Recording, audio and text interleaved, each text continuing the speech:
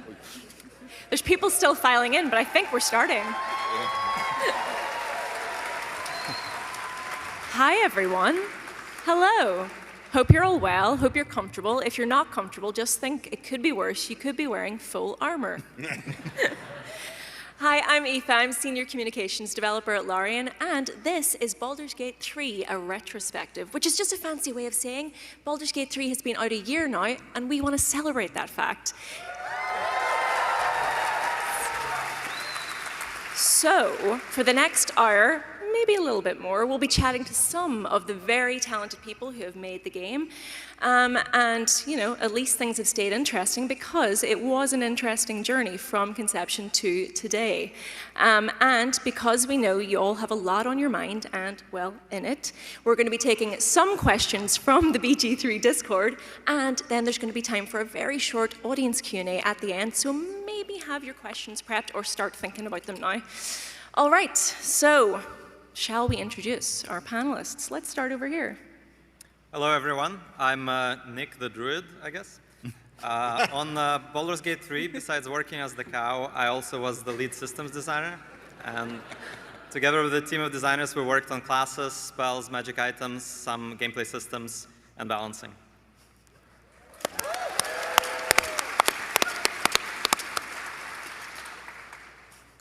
Hi, I'm Alena. I didn't prepare a joke, so yeah. I'm art director at Larian, and I used to be lead character artist on Baldur's Gate 3. Hold on. 1 second. It's all right, we got time. All right. Sorry. Elegant. Sorry about that. Gracious. I'm Sven. I'm the game director on. I was the game director on Baldur's Gate 3.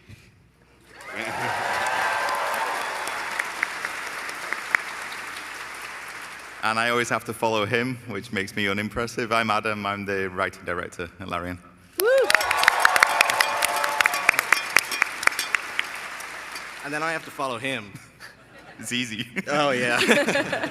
Hi, everyone. I'm Matt Davis. I'm cinematic artist. People also know me as Mavis. I worked on a lot of the cinematics that you saw throughout BG3. There's one in particular that got a bit of a reputation, so... And I'm sorry, we're forgetting a very special guest here. This is Felix. Hi. Yeah. He did a lot of motion capture. You're going to have to be gentle with him. He's a little bit hungover today. All right, so a year on, here we are, celebrating the incredible achievement that was Baldur's Gate 3. By any standard, this game was a huge success. I mean, you've got an incredible community. You've got yes, absolutely. You've got a truckload of awards. You've got recognition not just in the games industry, but beyond. So I want to ask you all, what about that journey from conception to today surprised you the most? Looking at me. I'm looking at sorry. Any of you can answer. Sven, come on. Let's hear from you. I couldn't hear the question. Oh, well, this is great. We're off to a great start. We have the feedback going on. What about the journey surprised you the most? Oh, so the surprise of the journey. Oh, wow. I think the reaction of the community, to be honest, was the biggest thing for all of us, I would say. Yeah. We were incredibly impressed by how you all embraced the game and how positive you were throughout actually the entire journey, even when we were spending quite a long time in early access, a few years more than we expected. So I think that's probably the biggest surprise that I take away from it. I don't know about you. Yeah, for me it was, I think back to, we were at PAX, right, announcing the early access launch and showing the game for the first time. And I remember it feels so long ago, being really scared that we weren't real time with pause. And that felt like it could kill us. It was like, you know, there's this entire community of people who've been waiting for a Baldur's Gate sequel for so long. And we were like, and ours is turn-based, and is that going to be okay? And we knew it was good. We believed in it. I mean, Nick and his team did a brilliant job with it. But it feels so long ago being so scared of that and thinking, how will people react? And we always trusted we put the game in front of people and let them play it, then they'll be able to judge it. Yeah. So maybe to add to that, actually, because another big surprise was also the community, but then in a different version. When we showed the game for the first time, it was here actually at, no, it was in Boston. It was at PAX. Boston, it was PAX Boston, at PAX East. And we are developers, so we assumed that everybody was going to see, oh, they still have a lot of work, so this is where they start, this is not where they end. And I remember we were showing it to a crowd, and we got a lot of engagement from the crowd. And so we felt really positive when we got out of that room. And so we went, and it was also being streamed. So we came out of the room, and I got a phone call from my mother. Says, what have you done? And I said, what do you mean? And she says, people are so angry at you. And so this was obviously because we started from the Divinity Original Sin 2 engine, and people were saying like, hey, this is a Divinity 2 Original Sin ripoff. And I remember all of us being super, super, super surprised by that. Well, I mean, I think one of the things that I really admire about Larian and the game's development process as a whole is how candid the team always has been, just about the mistakes made along the way and like the lessons learned. What were some of the toughest moments for you all, pre-early access, I guess, of that journey? Yeah, I'd say, well, for us, like, when we started properly working on cinematics, like the tools that we use, that we had for the release, they did not exist when we started. So it was a case of like, you know, sitting down and just imagining how it would go so far down the line. Like you can't picture it now. The amount of progression that was made over that time, it really was striking. And it meant, obviously, as well, because we're in the iteration phase during early access, there was, you know, as the players, they could see it themselves as well, you know, as the cinematics grew and became much more refined, and the quality just kind of went up and up and up.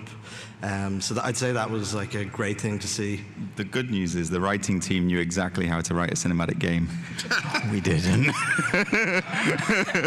We were giving them stuff that was absolutely written in a style that didn't give them the visual space to be creative at first. So we had to learn how to work with them, to let them do their best work.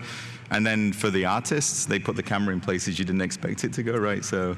Yeah, I mean, actually, like during early access, we weren't sure as well if cinematics is going to happen at all, and we had a couple of proof of concept, and we were still like, okay, are we doing it? Are we not doing it? And then we decided to do it, and we decided that the camera is going to be quite far away from the character, and we're never going to zoom in as close. And the next thing we know, they're zooming in on a goblin toe. Yeah. Because there was a moment when we were actually thinking of making the dialogues first person, so we tried that out, but that quickly got shut down. It was, I think it's probably true to say that the biggest challenge was the fact that this game was going to be cinematic, and we had no idea what we were doing, because we were about 120 people, and we ended up with 400, and a lot of that was driven by the sheer amount of cinematics that we had to put inside of the game. So that was it was quite a jump for us, and dealing with that was really, really, really complicated. Well, so, I mean, the early stages of the game weren't just about designing the game, they were also about adapting the pre-existing rules, lore, and mechanical parameters of Dungeons & Dragons. What were some of the biggest challenges there? Well, we thought the job of designers was going to be easy, because we have a design document that's just the printed books, right? So it felt like, well, it's going to be as easy as just giving the book to the programmers, let's just get it out very, very quickly. And before you know it, we're deep down in community forums, reading through people arguing what exactly was meant by a certain passage and how crit fishing on a paladin is totally legitimate. And we essentially had to recreate ascended bugs because that's what everybody expected. So that was a really long journey. And it was great that we had a lot to draw from. So D&D has a wonderful community of creators, of people who think very hard about the rules, who try them out. We literally went through forums looking through homebrew rules and seeing like, okay, this is a rule that players very frequently change this way. Like the rule where you cannot cast like a full action spell and a bonus action spell on the same turn. That's just something that frequently just fell on by the wayside. We're like, okay, so we're not crazy. Some people do it, so maybe we can try it as well. This is really great to see this design process in the wild and then kind of being a part of it as well. Yeah.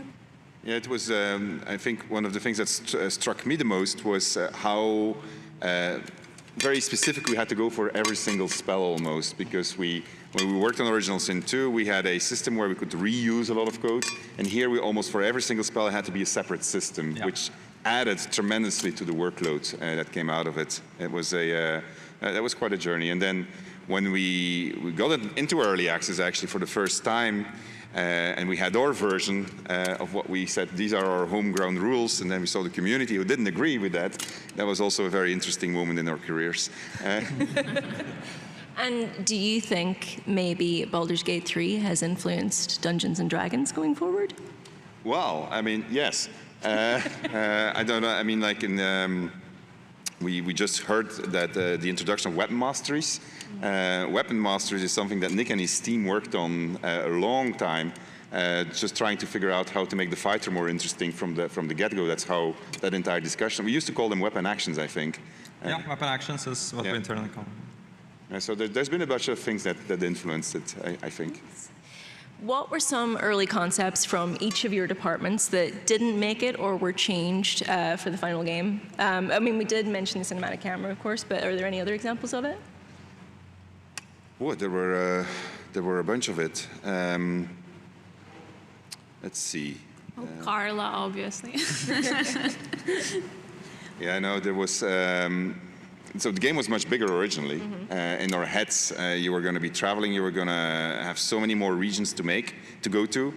But then as we started exploring the density, which is always a journey when you're making a game, the density that we needed to make the game interesting, we realized we're spending so much time on every single square meter of this world. We have to make it smaller. And so that actually it slowed us down tremendously.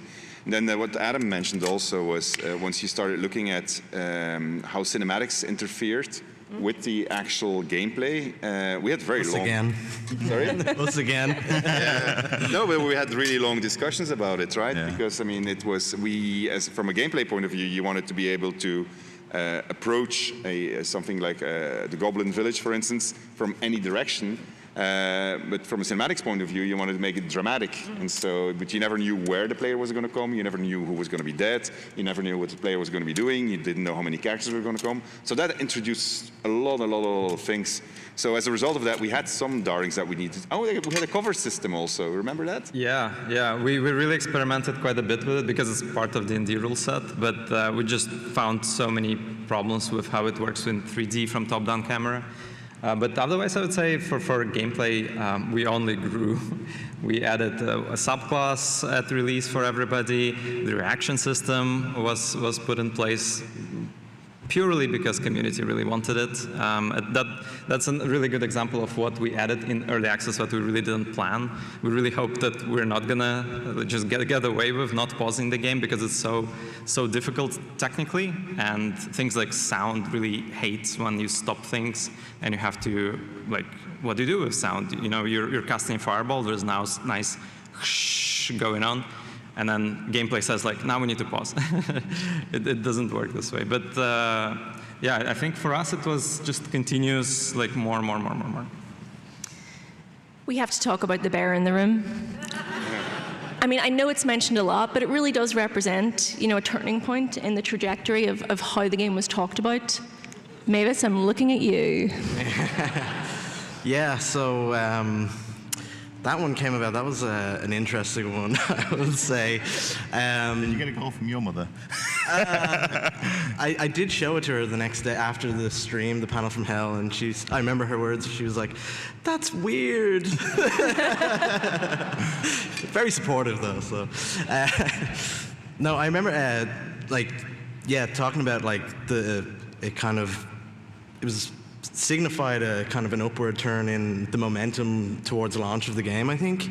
And what makes it even better was I had no idea that it was going to get shown at that panel from hell. I remember we were watching it in the Dublin office, and you had just shown the Carlac romance. Yeah. And I remember it was you, Adam, you were on stage and you're like, we've shown you one romance scene, now let's show you another. And everyone in the office, no one really copped it. I immediately knew. And I was sitting next to Sinead Brady, our VO producer, and she was like, oh, maybe it's Gail's romance, you know, in the knows nice us too Asheville well. one. And I was sitting next to her, I turned, I just said, they're doing the bear. And she was like, yes, they are, they're gonna do the bear. And then the scene started, and everyone in the room just turned and looked at me, and I was just like, oh. But yeah, to see the reception it got after that was just like, it was crazy. Like, it was the first thing that I worked on, you know, to take off like that in that way. And yeah, I'm really happy with how the community took to it. That's an understatement. Yeah, I remember when we were doing.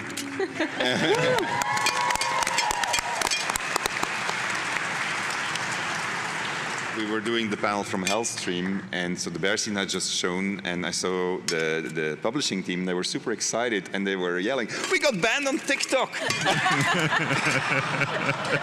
Knowing that it was going to get quite some attention. But for real, like, was there ever any hesitancy to actually doing it? Because it was going to cause quite a stir. There was actually some debate just before the show also, because we wanted it to be chosen by the audience, so we didn't know what they were going to pick. We were actually more uncomfortable about the other part. It's spicier. Yes, the non-bear version would have got us banned from more than TikTok.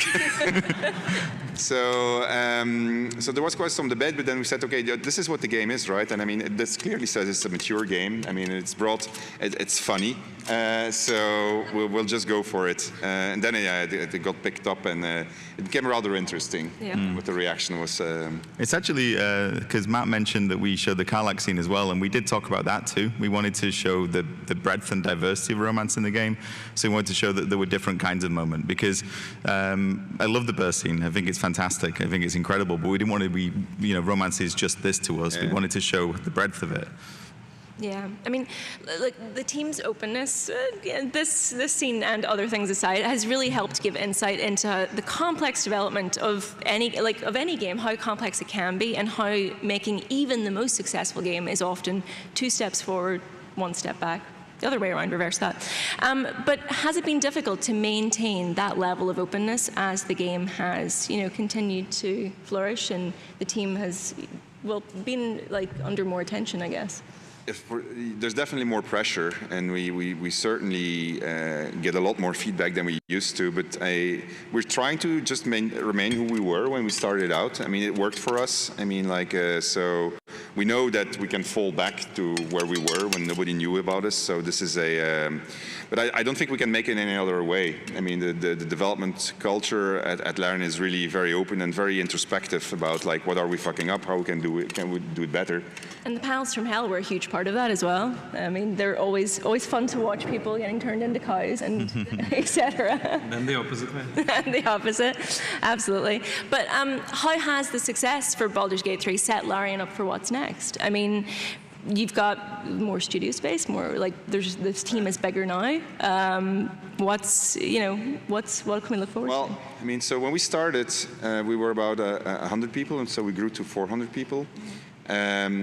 We had to learn a lot of new processes, things that we didn't realize we needed. Especially, I mean, cinematics obviously was a big part in it, but also we started adding so much permutations and so many dialogue options that we needed tools to be able to handle this. So we got a lot better at handling our own chaos, but really only to be able to do more chaos in the future. So, for instance, the thing you're referencing, we now built a large recording studio with multiple studios where we can record a lot simultaneously. And the reason we do that is because we know we change our mind very often, and we want to adapt to the feedback we get from players, which means that you have to do a lot of recording near the end when the game is fully playable. I mean, one of the huge problems that you get with an RPG is that it's only fun when there's so many systems that are ready. For a long time, it's a very boring thing because it only works when everything fits like clockwork.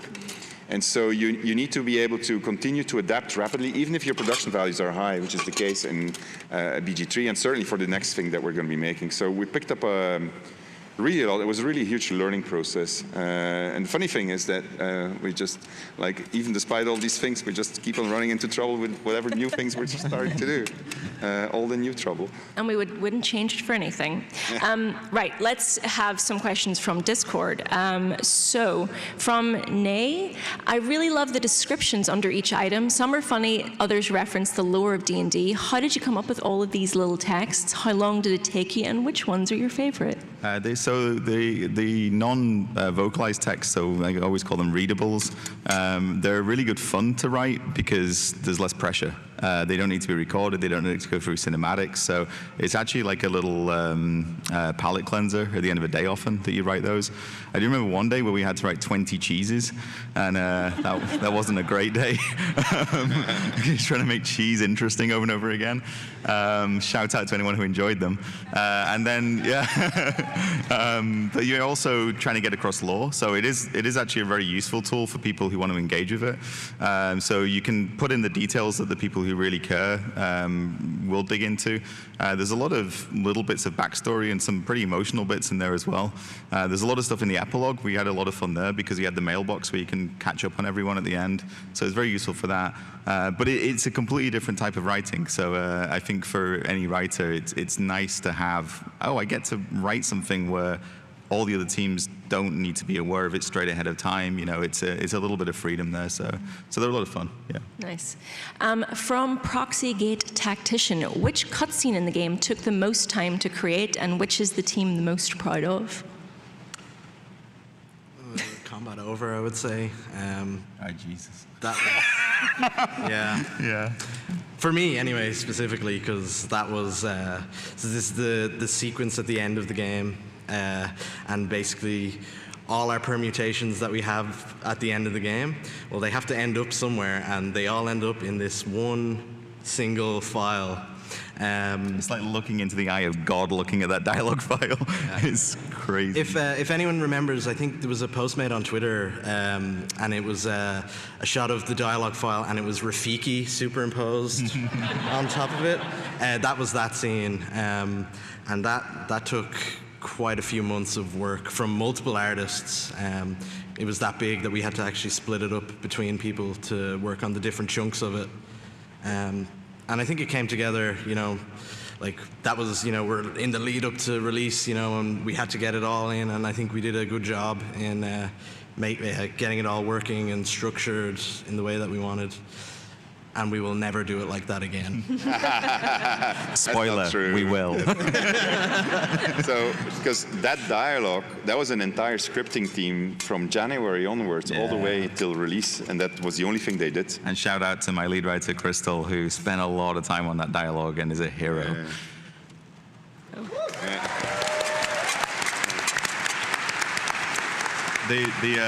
The coronation scene, Gortash and Ravengard, that was a real tricky one as well, which I don't think came out as well as it could have done, and that's probably my fault.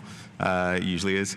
But that one had so many complications in it. We tried to make sure the dialogue is something that you can follow very easily. So you can read it, you see what happens, you listen to it, and you go out of it and you go, okay, I know where to go next. I understand what the plot beat was. I understand the character motivation. That one had so much in it. Gortash is telling you so much, and I think the writing's very good. I think Jason Isaacs is fantastic, but there was so much happening in it. So it went through a lot of different processes, different iterations. Yes, Vinny and Tad. Next question is from Satan. Thank you for your support.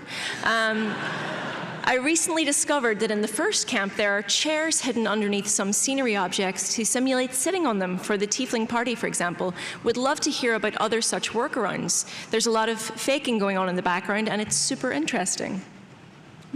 Chairs are just magic. We use it for everything. We have people like hanging. It's actually an invisible chair with a special animation for sitting. So essentially anything where a character is attached to anything that's a chair Our scripters are just chair masters. There's a lot more chairs than you think there is. Any other ones? Well, maybe helmet hair was one of them, right? I guess it's like a system that we introduced.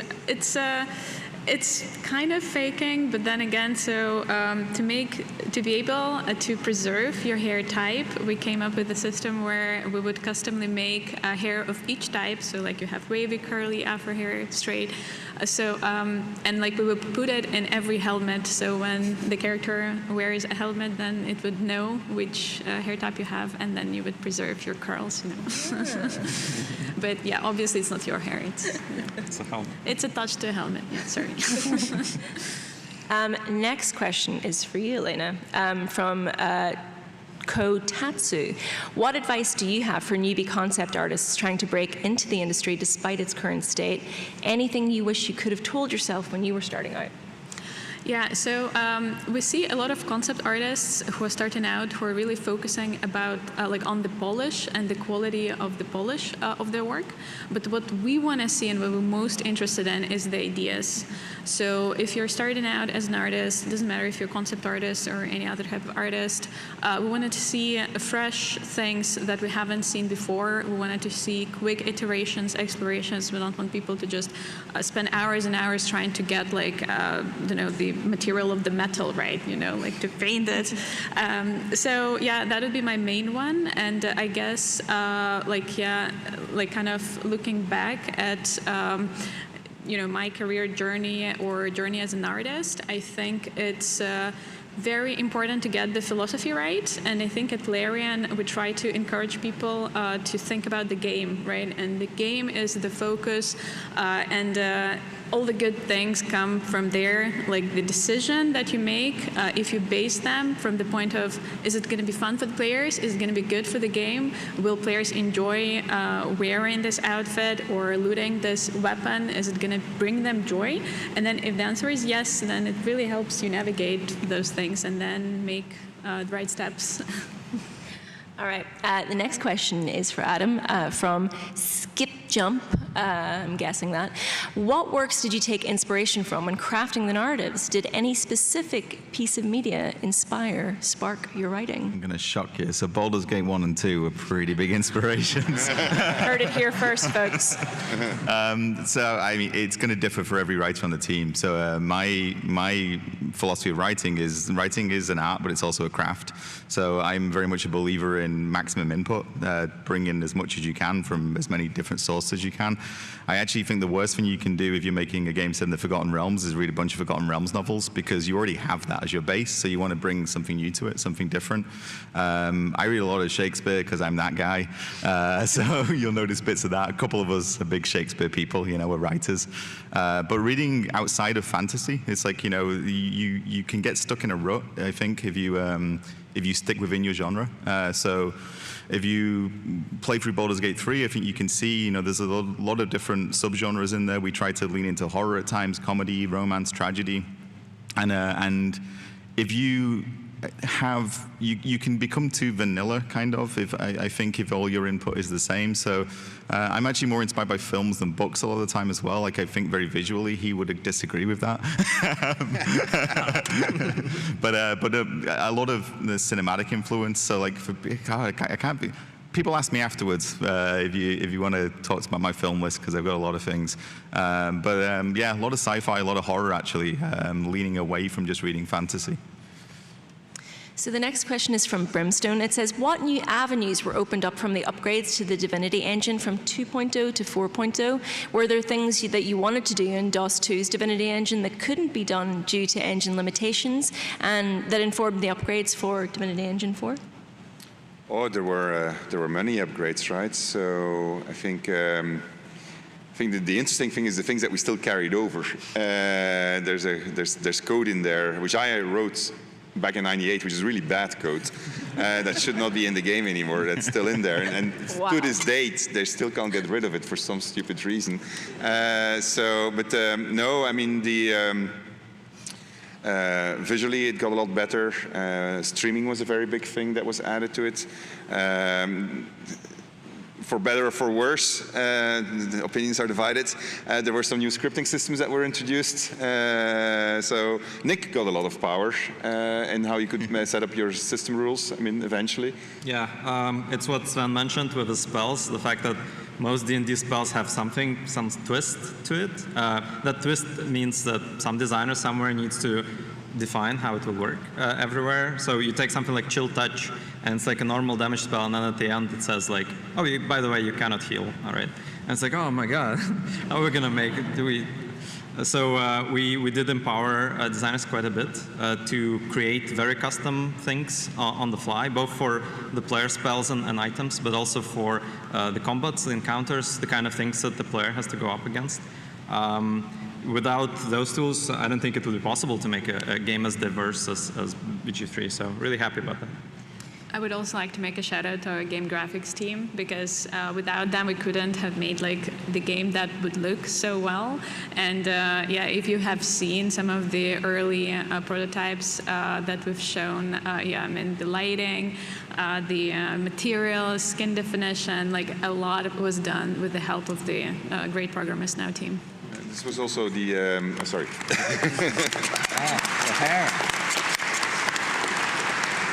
Also a shout out to the DevOps team, actually. We didn't have a DevOps team when we started on BG3, but we built it throughout. DevOps is basically people that support developers with special tools and processes.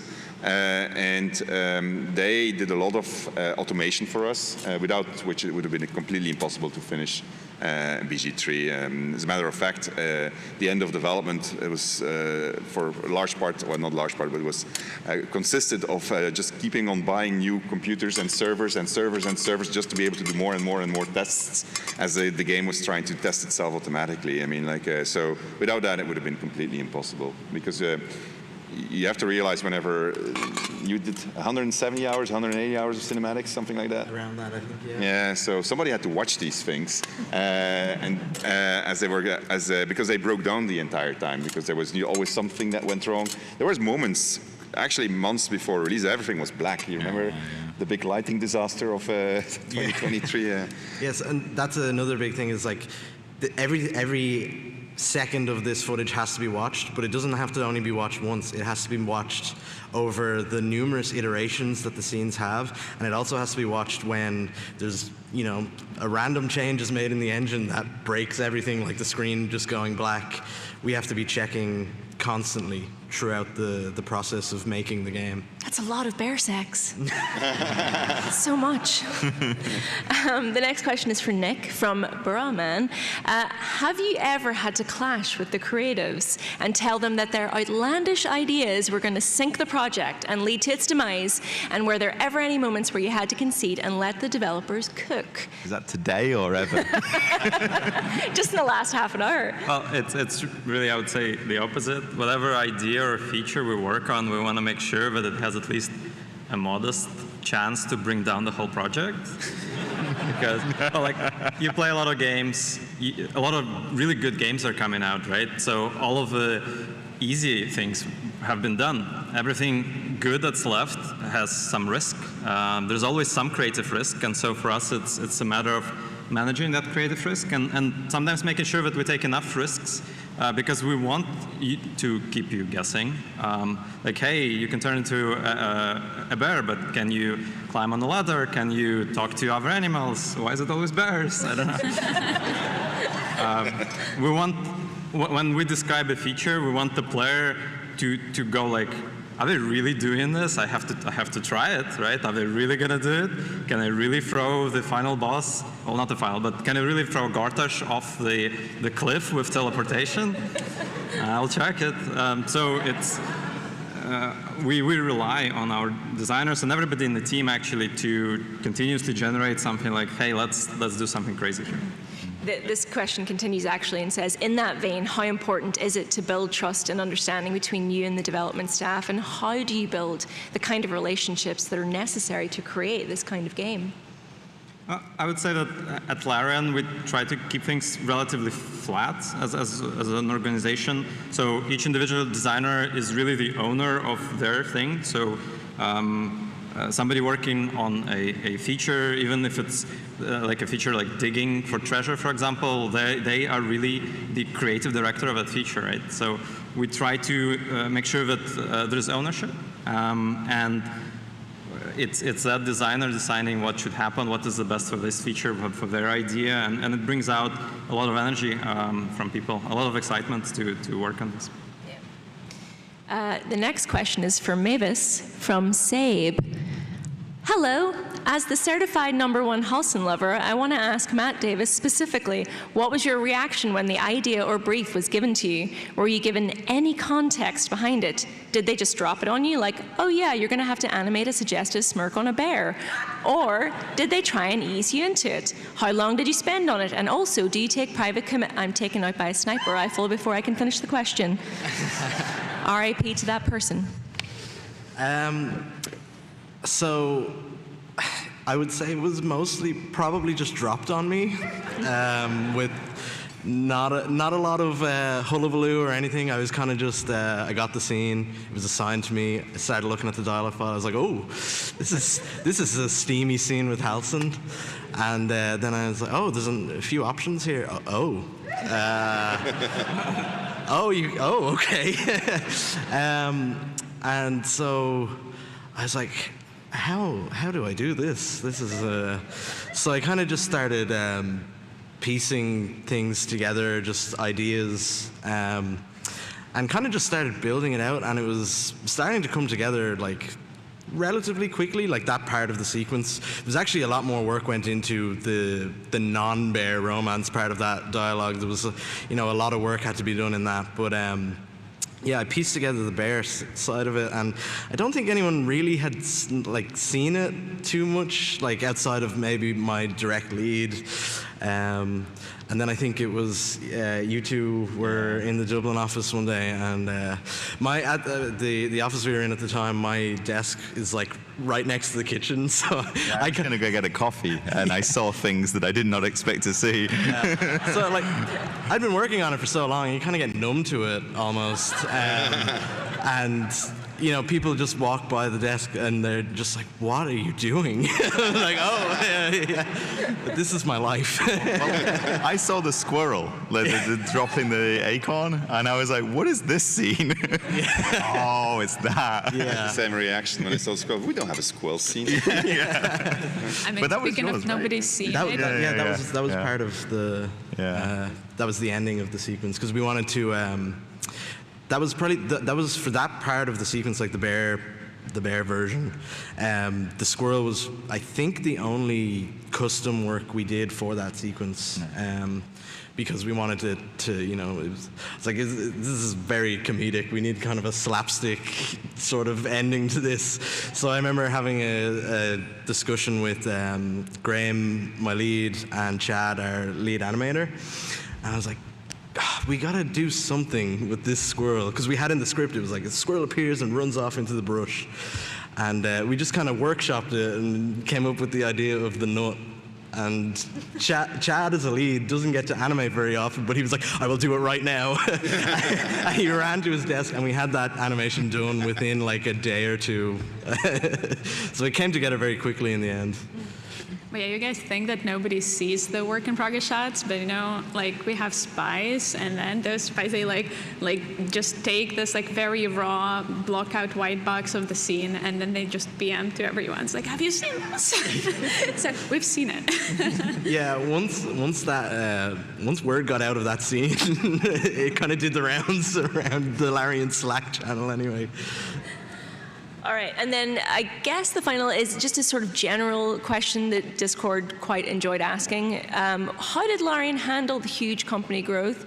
How does Larian avoid layoffs? And how do you maintain the small studio energy / culture? Basically, advice for smaller studios starting up in the current environment. It's a lot of questions in one, I'll grant you. So, I mean, we have multiple studios across the world, so that helps. So each studio is not too large. So I think that's probably the first step. So whenever you step in one studio, it always feels like a smaller studio rather than one large studio. So I think that's a very big thing.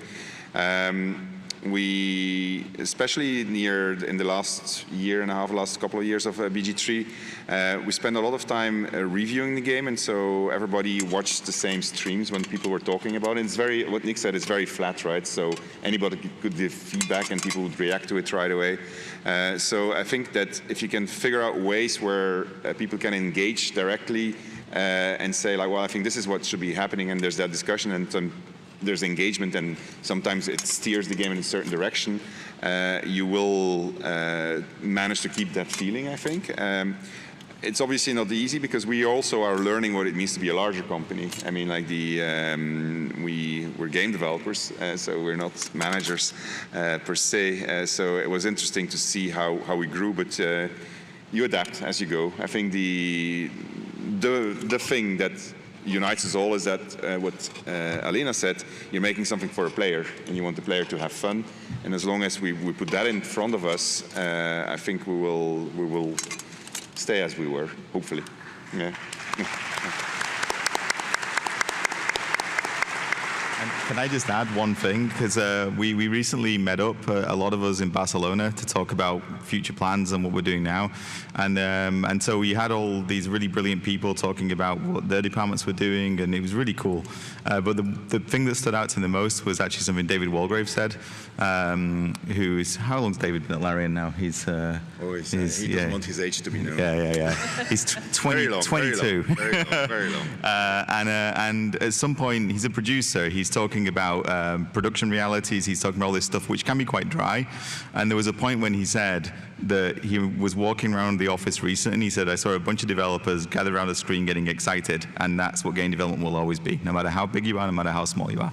And that's true. Yeah.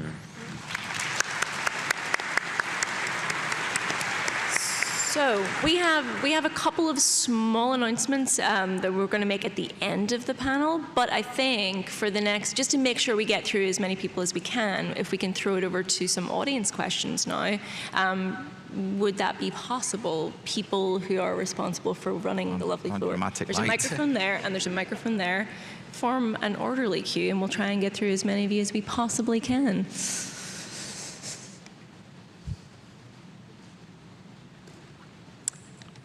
Hello. Hi. Huge fan. Logged over like 500 hours. I know one big example with story changes is I know you guys made a lot of changes with Will's story between early access and full release. But were there any other major story beats, maybe with other characters or arcs, that wound up getting changed? Yeah, yes. Quite a few. Yeah. I mean, so one of the, I'll be quick on this, but there was a lot of stuff where we need real estate to tell the stories. So as you move through the game, the companions particularly, you need to find the place where you can tell their story, where it's not stepping on the toes of the main story or another companion story. So we did have a bunch of different locations planned where we could tell some of those companion stories, and it slowed the game down. It didn't feel right. So they end up, a lot of them happening in the city. So you get a lot of those stories resolving in the city. But like with, like Karlach changed a lot because we had Karlach as an NPC in early access.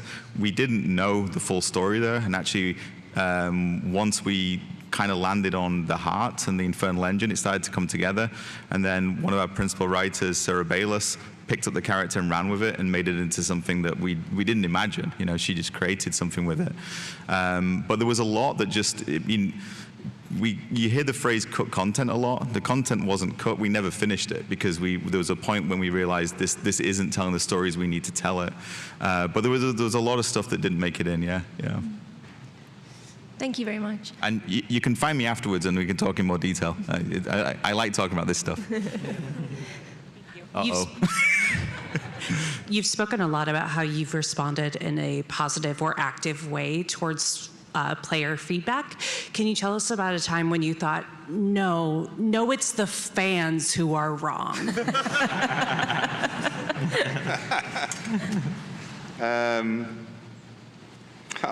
Yes, many times. So I think there were there were a lot of requests. Like recently, we see that people want us to keep on making changes, and so and we could do that, but then we would never make something new. And at some point, you have to accept as a developer, like, I finished my work on this game, I will move on to the next thing. Just like you finished your work on a movie, you're not going to change the movie post factum. And so I think that sometimes when I see people who get really engaged and really care about the game, and which we really appreciate, by the way, asking for changes, and where I say, well, you know, at this point, we're not going to do that anymore, because we need to have closure, and otherwise we can't create new things. And sometimes that's hard to let go, especially if you care really, really hard about something. So I think that would be the one that springs to mind right away. Thank you. Hiya. Hi, I have a narrative question. So how do you balance developing like cohesive storylines and like player choice? And then secondly, could you estimate like how many different endings there would be? Like, there was a number that was going around about the number of endings, and it looks at the different variations. So that's tricky to answer. In terms of balancing it, I mean, it's the same as actually what everyone else would say about this, I think, at Larian. If it feels like it would be cool for the player to do something, then you've got to let them do it, which is how we end up in a lot of trouble when we're like, oh God, how do we get back to the main story here? You know, so we have to make sure that we're able to do that and guide it back again. So there are points where the game kind of cinches itself in and says, okay, we're going to slow down. I call it, here's the science bit, if anyone remembers those adverts, it's a UK thing. But the points when it just says, okay, I just need to make sure you're on track. But we try to avoid them. Really, it is about saying we have a story we want to tell you, but we want you to be able to engage with it in the way that it feels most fun to you. And it does mean that sometimes you've written a dialogue, you think it's really good. Sometimes the cinematics team have done their work on it. Then someone walks past as you're testing it and says, why can't you do that thing in this? And you go, fuck.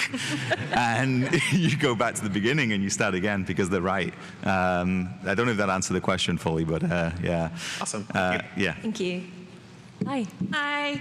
I'm in love with the characters and their stories, and I was wondering if y'all are like open to or have plans to expand or continue their stories in the form of like a book or graphic novels. No. No, and the answer to that is that those rights lie with Wizards of the Coast now when it comes to books and graphic novels. So that's a question for them. Okay, yeah. Thank you. And I don't think they're here. Hi. Hello. Were there any lessons you learned from making Divinity 1 and 2 that you were able to carry into making Baldur's Gate 3 and making it a better and maybe more cohesive and structured game? Yes, many. Really, a lot. I think what Adam was just hinting at, the way that you respect agency and still manage to tell the story, we got better at that, and I think we can get a lot better at it for our future games also. So that was a very big one.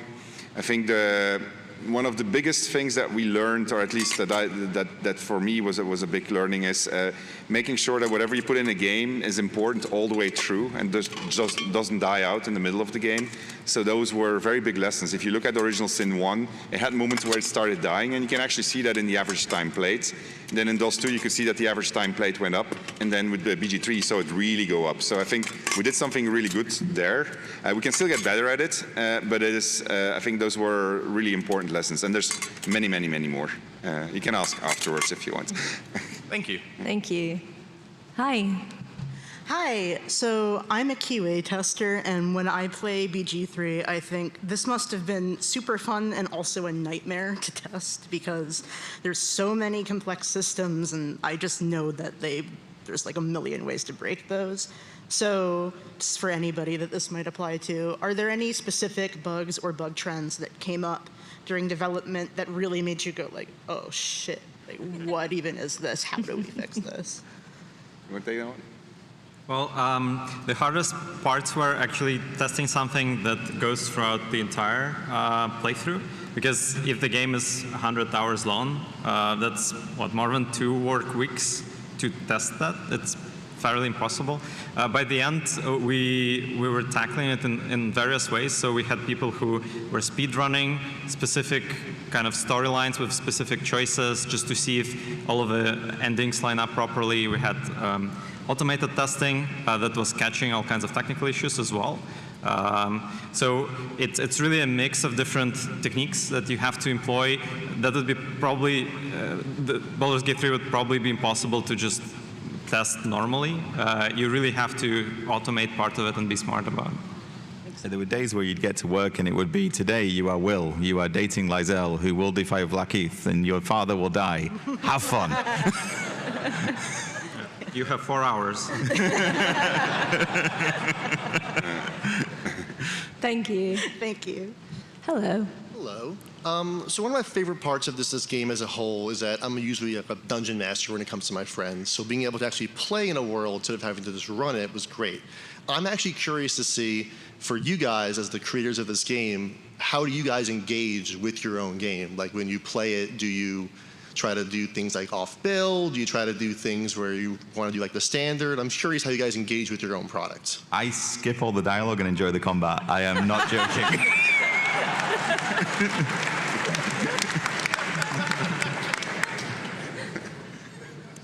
I honestly mostly look at what playtesters are doing and what other people are doing.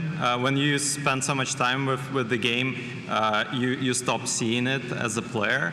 And it's very important to look at somebody experiencing it for the first time, because that's the most important part. It's like the realization, like, oh, that's how this combat goes, or oh, that's where the character is going. So for us, it was very important to organize internal playtesting and literally sit with playtesters, look at them when they're playing, and then talk to them after.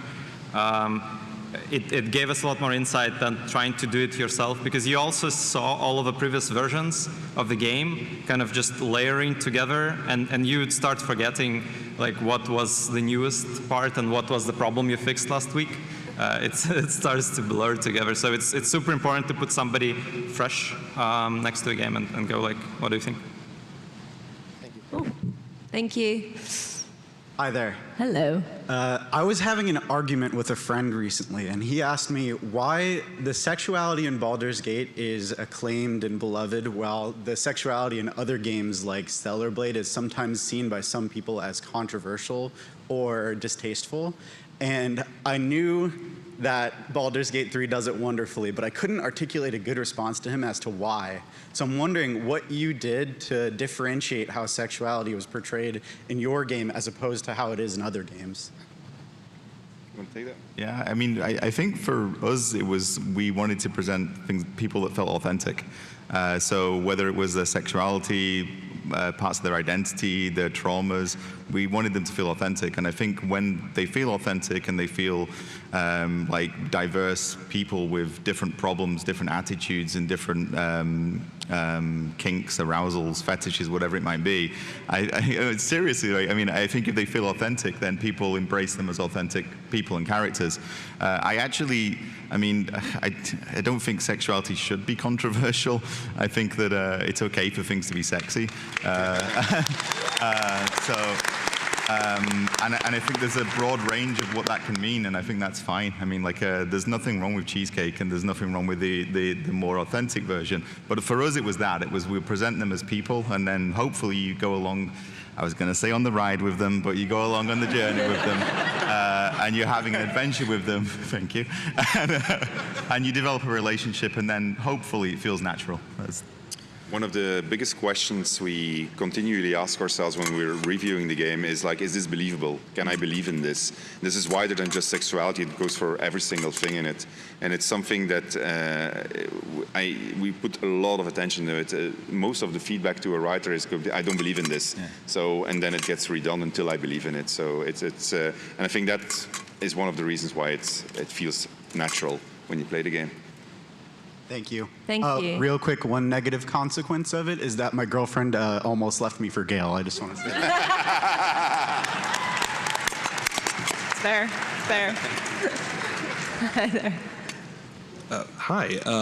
I was just wondering, given that you had such rapid team expansion, What's the #1 thing that you guys look for somebody who might be a future team member or who's applying for your studio?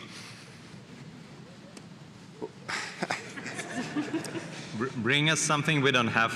Yeah, that's a good. Like a lot of people are applying. I won't lie, but we know areas where we're missing, and if you can come and point out, like, hey guys, your stuff is kind of not great, and here's how I will make it amazing. Sure, let's talk.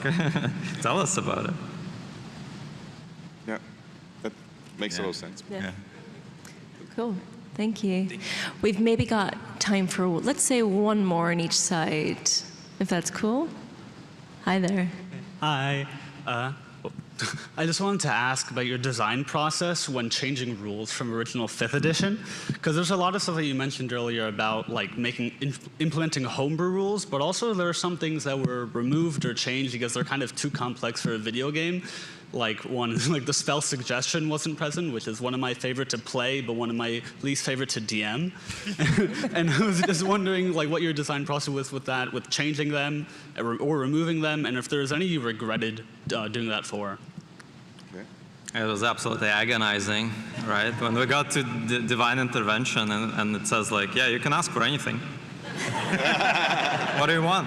I mean, we can't just let you email us what you want and then patch it later, right? So we had to try to pick our battles. So we tried to do our best within kind of the limitations of the possible within the video game. And then sometimes some humor also helps, right? Like we pick the animals that are kind of funny to turn into. And so you maybe give us some credit despite us not letting you turn into every single animal that you could possibly think of, right? Thank you. Final question. So thank you for making a great game, and also very much thank you for the upcoming official modding support. That being said, is there any things that you might be looking forward to, like basically like seeing if a person makes a mod for something, like something that you'd be like, I hope they make this. Sorry, I didn't get the question. What are there any particular mods that you're excited to see, or like? Oh, like this. Styles. So we're going to be. This is actually a good moment to. So our next patch, patch 7, is coming out next week.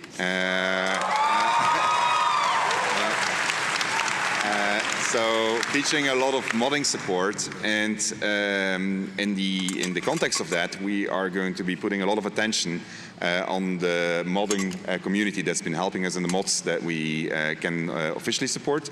So our goal is to do cross-platform modding support, which is not the easiest thing in the world because we have to make it work on console and on PC. We'll start with the PC version. The console version will come a bit later because it has to go through a bunch of submission processes. Also gives us the time to see whatever goes wrong and fix it so that we get it in time for console. And so if you will watch our channels, you will see Aoife actually spend a lot of time with modders and looking at mods. I'm going to be doing a lot of that, yeah. I'm very, very excited to play what everyone comes up with. Yeah, thank you so much. So well, that was a tease of one of the little things that we wanted to chat about at the end, but is there anything else you'd like to say? There's 2 more things, so other than patch 7. So we have a great community. It's been really fantastic for all of us, and you have no idea how grateful we are for all the feedback and support that you've given. We watch a lot of streams, we watch a lot of YouTube videos. There's one streamer who's in the audience here today. I can see her react. We can see you. And so she did some fantastic streams where she really pushed the game to the limit. She did one particular scene which was incredibly impressive, where she was about to die. She was pretending to play in hardcore mode. She was in the Forge in the Underdark. And so she had one character that was left alive, and so she had nothing left.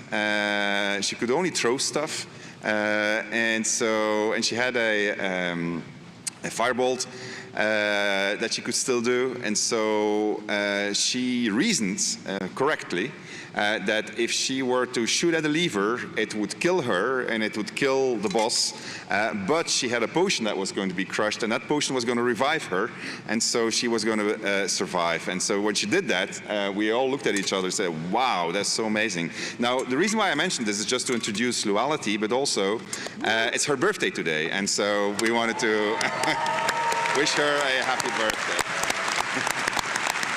You can stand up, Luality, so just greet everybody. There you go.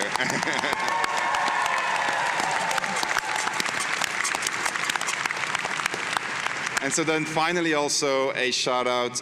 This is the last panel that we have a birthday cake, by the way. We don't have firebolts, so we can't light the candles, but there it is. And so this is our final panel. This is, for us, the closure of what has been a hectic and an incredible year for Baldur's Gate 3. We're obviously still doing a few updates, but for when it comes to us talking about Baldur's Gate 3, we want to go back to our cave. So we're going to go back to the cave. The armor is going to go on the wall. And so we're going to focus a little bit on our next game. But before we do that, I wanted to give a shout out to our entire team. Over 2,000 people worked on Baldur's Gate 3, going from performance actors to artists, riggers, and so forth. I ran out of time. So big shout out to the entire team and all, indeed, I got the wrap it up signal, and all of our community. You guys have been amazing. I hope you'll see us here back in a few years when we have something new to show you. But now we need some time to go and work on it, actually. So thank you very much for everything. Thank you. All of it. See you on the next